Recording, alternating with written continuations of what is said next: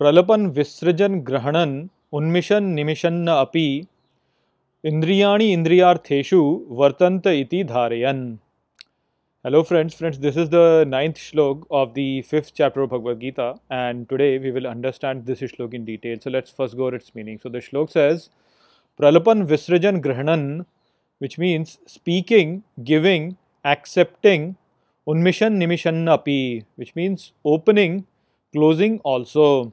Indriyani Indriyartheshu, which means senses in the sense objects, Vartanta iti dharayan, which means conduct in this way, holds. So, in this shlok, the message of the previous shlok is continued, and Shri Krishna actually mentions about some other activities that we perform in our daily life, such as speaking, giving, accepting, opening and closing, which means opening and closing of the eyes over here basically. So whatever functions that our body performs, those are further being described by Shri Krishna. And then he says that the person who has understood his true nature, he realizes that all of these actually are only his senses and sense objects, and so his behavior actually is in conjunction with this attitude towards all these activities, that these activities are merely his senses and how his senses are actually interpreting all the objects around him. So in the previous shlok, we understood how Shri Krishna mentioned that a person who is situated in yoga, who has the correct understanding of this universe, he realizes that he is not the one who is doing it in all the daily activities that his body actually is performing. And basically that same message is further elaborated in this shlok by Shri Krishna, where he says that that person who has understood all these things, he realizes that all these actions merely are his senses who are interpreting the subjects all around him, and that he himself actually is someone who is beyond his senses. And so all these activities that his body is actually performing is not being performed by him, but are only being performed by his body. So to understand this further, you can just picture a situation wherein you are situated inside a submarine and you are looking outside through a periscope. Then when you are looking outside the periscope, you will not really say that you are the one who is looking at things around you. You will say that you are looking at things around you through the periscope.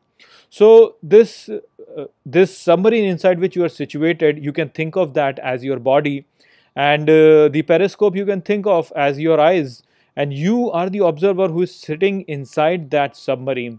So that is the kind of attitude that you should have towards your body also, that you actually are independent of your body and you are just sitting inside this body and you are looking at this external universe through this body. So this body is not actually you are independent from it and you are actually the observer. And so when this body is performing some actions, it is not actually you who is performing the actions, it's your body which is performing those actions. And so you are actually independent of the actions of your body. You are mostly limited to what is the intention behind that action. So this is something that you have to understand. When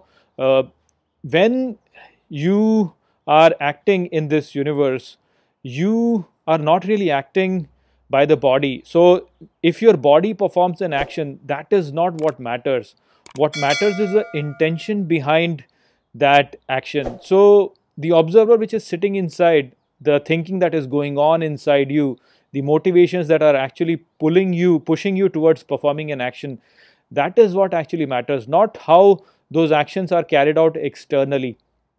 So that is where Shri Krishna is going to take the message further.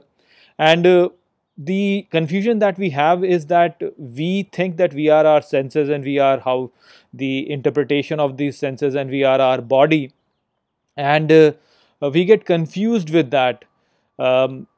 Just look at the example of the periscope and the submarine itself. So you are looking at it through the periscope, and the periscope actually provides you a limited view of your surroundings. And similarly, when we look at our eyes, the eyes are actually providing a limited view of our surrounding. And there are many things which are beyond that limitation, but we think that we are just limited to that.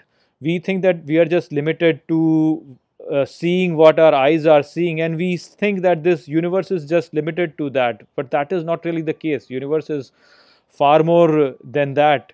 And so we think that we are limited to our senses, and we limit ourselves to that, and we think that our senses and all our functions is who we actually are. But that is not really the case. We are independent from it. We are not our senses, we are beyond our senses, we are just the observer behind our senses. So this understanding is really needed to develop the right perspective towards this universe, and that is what Shri Krishna is pointing to over here. So I hope that I have explained this shlok well to you. The shlok actually is just saying that you have to understand that you are not your body, you are not your senses, and whatever you are experiencing over here, they are just your senses and their interpretations. And so when you are acting through them, the physical aspect of those actions don't really matter. The mental aspects of those are actually what really matter. So that is what you have to understand.